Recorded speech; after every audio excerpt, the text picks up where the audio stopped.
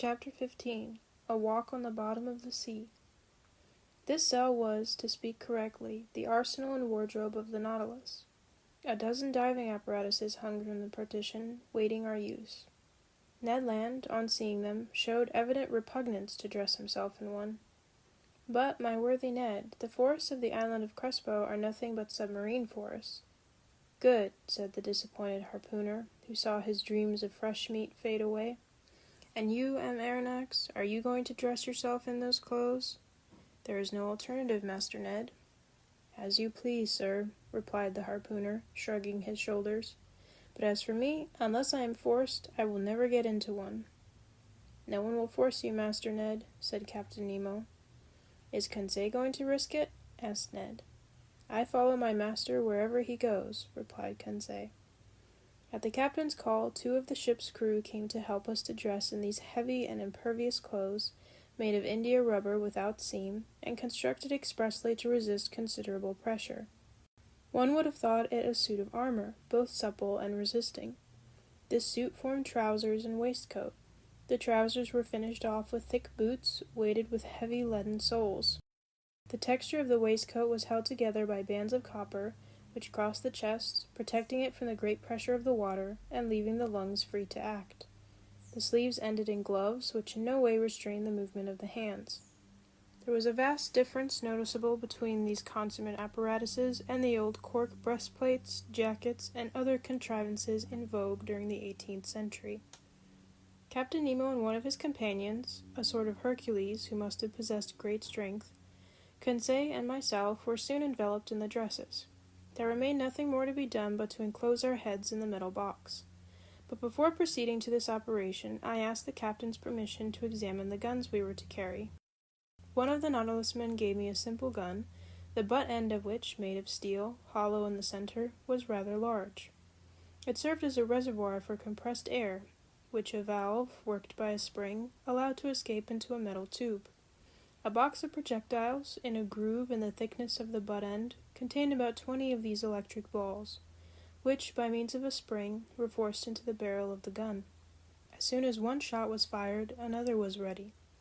Captain Nemo, said I, this arm is perfect and easily handled. I only ask to be allowed to try it. But how shall we gain the bottom of the sea?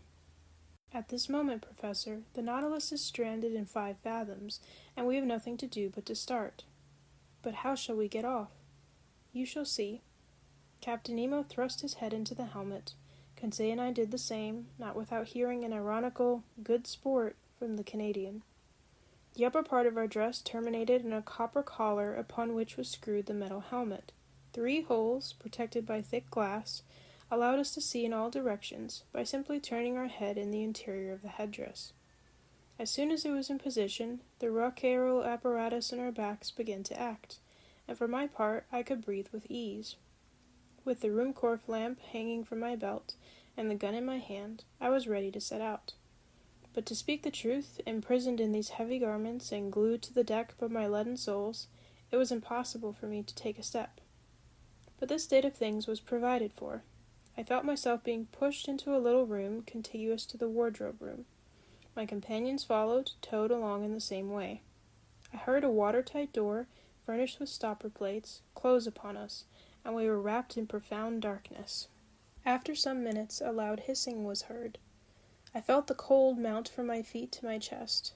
Evidently, from some part of the vessel they had, by means of a tap, given entrance to the water, which was invading us, and with which the room was soon filled. A second door, cut in the side of the Nautilus, then opened. We saw a faint light. In another instant, our feet trod the bottom of the sea. And now, how can I retrace the impression left upon me by that walk under the waters? Words are impotent to relate such wonders. Captain Nemo walked in front, his companion followed some steps behind. Conseil and I remained near each other, as if an exchange of words had been possible through our metallic cases. I no longer felt the weight of my clothing, or of my shoes, of my reservoir of air, or my thick helmet, in the midst of which my head rattled like an almond in its shell. The light, which lit the soil 30 feet below the surface of the ocean, astonished me by its power. The solar rays shone through the water mass easily, and dissipated all color, and I clearly distinguished objects at a distance of 150 yards. Beyond that, the tints darkened into fine gradations of ultramarine, and faded into vague obscurity. Truly, this water which surrounded me was but another air, denser than the terrestrial atmosphere, but almost as transparent. Above me was the calm surface of the sea. We were walking on fine, even sand, not wrinkled, as on a flat shore, which retains the impression of the billows. This dazzling carpet, really a reflector, repelled the rays of the sun with wonderful intensity, which accounted for the vibration which penetrated every atom of liquid. Shall I be believed when I say that at the depth of 30 feet I could see as if I was in broad daylight? For a quarter of an hour I trod on the sand, sown with the impalpable dust of shells. The hull of the Nautilus, resembling a long shoal, disappeared by degrees, but its lantern, when darkness should overtake us in the waters, would help to guide us on board by its distinct rays. Soon forms of objects outlined in the distance were discernible. I recognized magnificent rocks, hung with a tapestry of zoophytes of the most beautiful kind, and I was at first struck by the peculiar effect of this medium. It was then 10 in the morning. The rays of the sun struck the surface of the waves at rather an oblique angle, and at the touch of their light, decomposed by refraction as through a prism, flowers, rocks, plants, shells, and polypi were shaded at the edges by the 7 solar colors. It was marvelous, a feast for the eyes, this complication of colored tints, a perfect kaleidoscope of green, yellow, orange, violet, indigo, and blue. In one word, the whole palette of an enthusiastic colorist. Why could I not communicate to Conseil the lively sensations which were mounting to my brain, and rival him in expressions of admiration?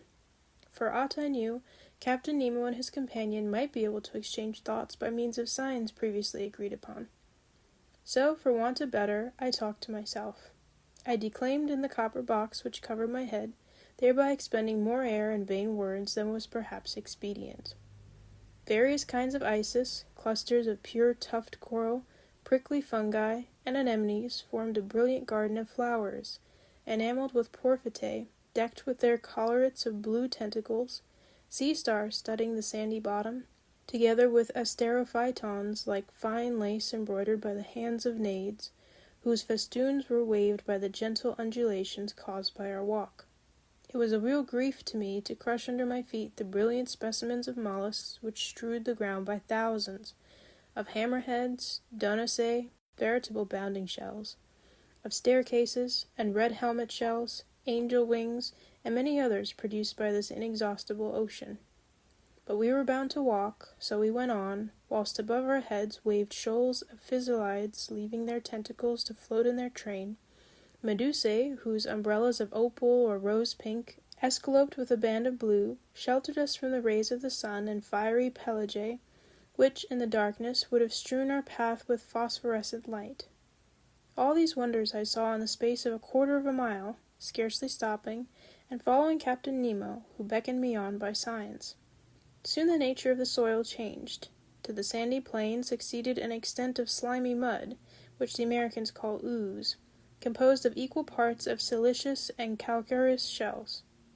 We then traveled over a plain of seaweed, of wild and luxuriant vegetation. This sward was of close texture, and soft to the feet, and rivaled the softest carpet woven by the hand of man. But whilst verdure was spread at our feet, it did not abandon our heads. A light network of marine plants, of that inexhaustible family of seaweeds of which more than 2,000 kinds are known, grew on the surface of the water. I saw long ribbons of fucus floating, some globular, others tuberous, Lawrenceae and Cladistiferae of most delicate foliage, and some Rhodamene palmatae, resembling the fan of a cactus. I noticed that the green plants kept nearer the top of the sea, whilst the red were at a greater depth, leaving to the black or brown hydrophytes the care of forming gardens and parterres in the remote beds of the ocean. We had quitted the Nautilus about an hour and a half. It was near noon. I knew by the perpendicularity of the sun's rays, which were no longer refracted. The magical colors disappeared by degrees, and the shades of emerald and sapphire were effaced. We walked with a regular step, which rang upon the ground with astonishing intensity. The slightest noise was transmitted with a quickness to which the ear is unaccustomed on the earth. Indeed, water is a better conductor of sound than air, in the ratio of 4 to 1. At this period the earth sloped downwards. The light took a uniform tint. We were at a depth of 105 yards and 20 inches, undergoing a pressure of 6 atmospheres. At this depth I could still see the rays of the sun, though feebly. To their intense brilliancy had succeeded a reddish twilight, the lowest state between day and night, but we could still see well enough. It was not necessary to resort to the Ruhmkorff apparatus as yet. At this moment Captain Nemo stopped. He waited till I joined him, and then pointed to an obscure mass, looming in the shadow at a short distance. "It is the forest of the island of Crespo," thought I, and I was not mistaken.